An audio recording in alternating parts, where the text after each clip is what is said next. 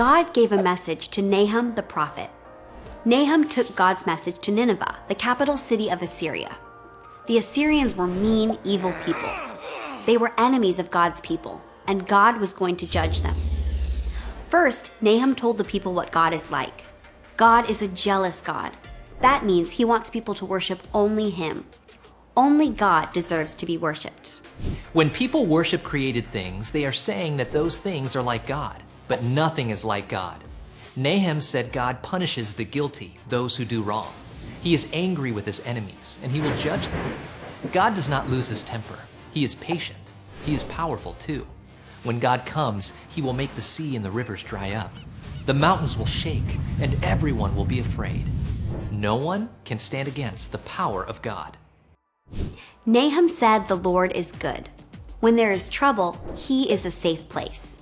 He takes care of people who trust in him. But the people of Nineveh did not trust in him. They were God's enemies, and he was going to destroy them. Then Nahum took a message to God's people.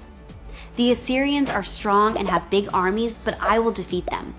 You have been hurt, but you won't hurt anymore. The Assyrians had power over God's people, but God was going to set his people free. God's message was bad news for Nineveh and good news for the people of God. Peace was coming for God's people. Now they could worship God and obey him freely. Their enemies would be gone.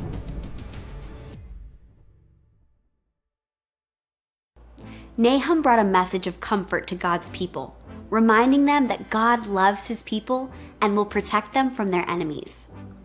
Jesus also brought a message of comfort, salvation, and peace to his people. All of the enemies of God and his children were defeated at the cross. One day, God will finally judge all evil.